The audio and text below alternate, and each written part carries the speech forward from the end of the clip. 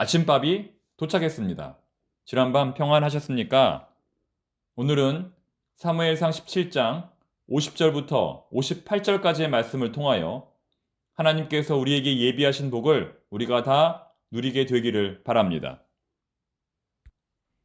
이제 다윗과 골리앗의 마지막 이야기입니다. 우리는 다윗과 골리앗의 이야기로부터 어떤 교훈을 받을 수 있을까요? 결론은 하나님이 주인공이라는 것입니다. 결국 하나님께서 하신 일이라는 것입니다. 그런데 이것을 다윗의 공로로 돌리거나 혹은 다윗처럼 용감해야 한다라는 결론을 맺는다면 그것은 비신앙적인 내용이 되겠습니다. 보통 간증의 한계라고 하죠. 이렇게 전도했더니 되었다. 이렇게 공부했더니 되었다. 이렇게 기도했더니 되었다. 물론 틀린 말은 아니겠지만 주인공이 하나님이 아니라 사람이 되면 하나님의 영광을 받으시는 것이 아니라 사람이 영광을 받게 됩니다. 또한 케이스 바이 케이스. 그 간증이 모든 경우에 적용되지 않습니다. 다시 말해 간증을 통하여 우리는 궁극적으로 하나님을 바라보고 하나님께 영광을 돌려야 합니다. 모든 것이 하나님의 은혜임을 고백해야 합니다. 모든 것이 하나님의 역사임을 고백해야 합니다. 그런데 만일 개인의 노력이나 수고에 초점을 맞춘다면 잘못된 신앙생활을 하게 되는 것이지요. 따라서 우리는 다윗과 골리앗의 사건을 다윗 개인의 신앙적 간증이 아니라 하나님께서 주인공이 되시는 하나님의 역사로 바라보아야 합니다. 그렇다면 오늘 본문에 나타난 하나님의 역사는 과연 무엇일까요? 대체 어느 부분이 하나님께서 하신 일일까요? 골리앗은 다윗의 물맷돌을 맞고 땅에 엎드러졌습니다. 땅에 엎드러졌습니다. 아직 죽은 것은 아니라는 말이죠. 그래서 다윗은 서둘러 골리앗에게 다가갑니다. 자, 그리고 어떻게 할까요? 골리앗의 칼을 꺼내 그의 머리를 자릅니다. 무슨 말이냐면 골리앗은 물맷돌에 맞는 순간에 죽은 것이 아니라 머리가 잘림으로써 죽었다는 것입니다. 이것은 신학적으로 굉장히 중요합니다. 어차피 죽었는데 무슨 상관이 있는가? 돌에 맞아 죽든 머리가 잘려 죽든 무슨 상관이 있는가? 라고 말할 수도 있겠지만 그의 결정적 사인이 무엇이냐? 그가 어떻게 죽었느냐는 굉장히 중요합니다. 이스라엘을 조롱하며 하나님의 군대를 모욕했던 골리앗. 그는 소년 다윗에 의해 목베임을 당해 죽었습니다. 그것도 자신의 칼로 인하여. 불과 몇 분 전만 해도 이런 결과가 나올 줄은 아무도 모르고 있었을 것입니다.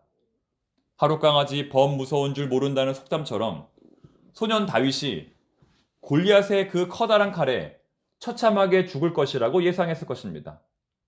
아마도 신문에 이렇게 났겠죠? 불쌍한 다윗, 어린 나이에 숨을 거두다. 그런데 이런 결과가 나타난 것입니다.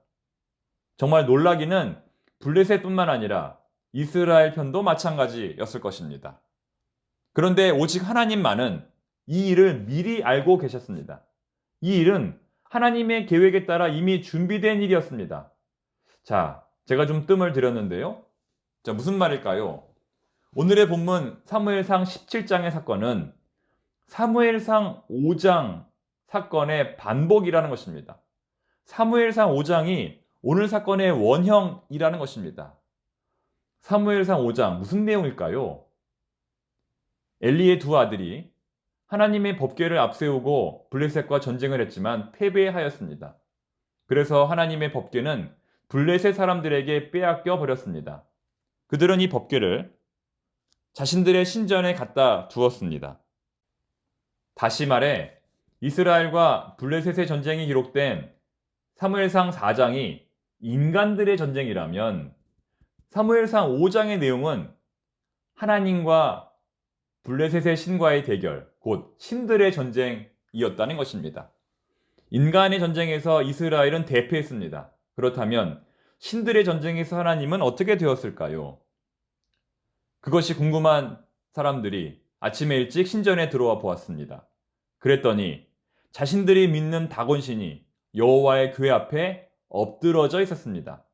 마치 골리앗이 다윗의 물맷돌을 맞고 땅에 엎드러진 것과 같습니다.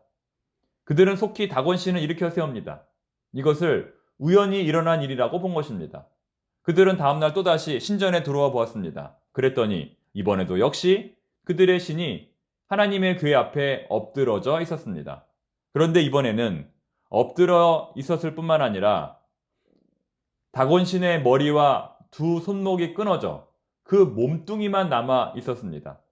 이것은 다윗이 골리앗의 머리를 자른 것과 똑같은 것입니다. 다시 말해 골리앗이 그 머리가 잘려 죽은 것은 사무엘상 5장에 나오는 하나님의 사건을 성취하기 위한 것이었습니다. 오늘 본문에 나타난 다윗의 모습은 결코 어린아이가 아닙니다. 결코 소년이 아닙니다. 골리앗을 발로 밟고 칼을 꺼내 그의 머리를 자르는 다윗의 모습은 아주 노련한, 아주 능숙한 군인의 모습입니다. 경험 많은 전문가의 행동입니다. 어떻게 그럴 수 있었을까요? 정답은 하나님께서 하신 것입니다. 하나님께서 하신 것입니다. 결국 다윗의 승리는 하나님의 승리를 나타내는 것입니다. 사랑하는 성도 여러분, 다윗이 아닌 하나님을 바라보시기 바랍니다. 용감한 다윗이 아닌 용감하게 만드시는 하나님을 바라보시기 바랍니다. 그럴 때 우리에게도 그와 동일한, 아니 그것보다 더 놀라운 하나님의 역사가 나타날 것입니다. 주인공은 하나님입니다. 하나님께서 하신 일입니다. 하나님께서 역사하실 것입니다. 우리 함께 기도하겠습니다. 다윗을 통하여 역사를 이루신 하나님, 저희들을 통하여서도 그와 동일한 역사를 이루실 것을 믿습니다. 오늘도 하나님의 영광을 보게 하여 주시옵소서. 모든 역사의 주인공은 하나님입니다. 모든 사역의 주체는 하나님입니다. 우리를 성실하게 만드시는 분도 하나님이시고 우리를 용감하게 만드시는 분도 하나님이십니다. 그저 저희들은 하나님의 손에 붙들려 하나님의 뜻대로 쓰임받게 하여 주시옵소서. 쓰임 받은 후에 교만하지 말고 하나님께 찬양과 감사를 올려드리는 저희들이 되게 하여 주시옵소서. 예수님의 이름으로 기도드립니다. 아멘.